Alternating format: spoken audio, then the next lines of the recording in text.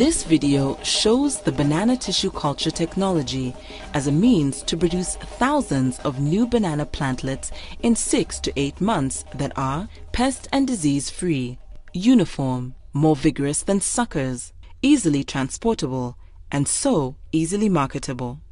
The production of tissue culture plants is done in a series of steps which are healthy sucker selection and sterilization, multiplication on media, rooting on media, hardening, weaning and potting, indexing for viruses, certification.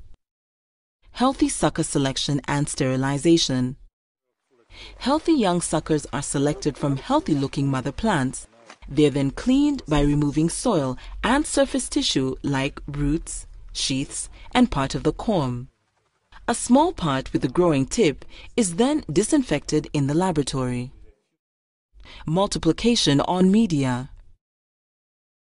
This is then divided into small pieces and planted on the medium, which allows it to bring multiple shoots. This process takes about 4 weeks, depending on number of plants to be produced. Plants that test negative to virus are indexed as healthy and can be used by farmers. Rooting on media.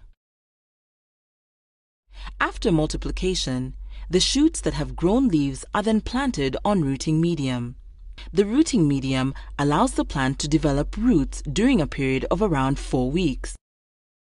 Hardening, weaning and potting. Once the plants have developed roots, they need to be hardened before planted in the field. The first step is called weaning. This is when plants are removed from the rooting medium and planted in small cups with sterilized soil and manure. These cups are then placed in a humidity chamber for 3 to 6 weeks. The humidity chamber protects the small plantlets from dry air and low temperatures. After the humidity chamber, the plantlets are put in potting bags. The plantlets are ready for planting. The plants are planted in a well-cleared garden free of weeds with holes 60 centimeters wide and 60 centimeters deep. Please note that the potted tissue culture plantlets are more fragile than suckers. Tissue culture plants are small and have limited reserves because the corm is small. Therefore, tissue culture plantlets need special care during establishment. This special care particularly involves application of nutrients and additional watering during dry periods for better establishment. If the young plants get stressed, then their initial benefits will be lost.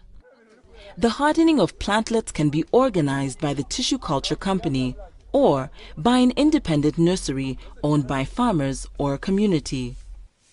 From these nurseries, tissue culture plantlets directly or indirectly gain access to farmers. Indexing for viruses, certification. We recommend that you ascertain for yourselves that you received certified virus-free planting material by requesting the virus indexing report. Although tissue culture plants can be highly productive, not all past experiences have been positive. Some farmers receive diseased or mixed planting materials. This should not be tolerated, and critical feedback from farmers to the tissue culture labs and national plant health authorities is encouraged.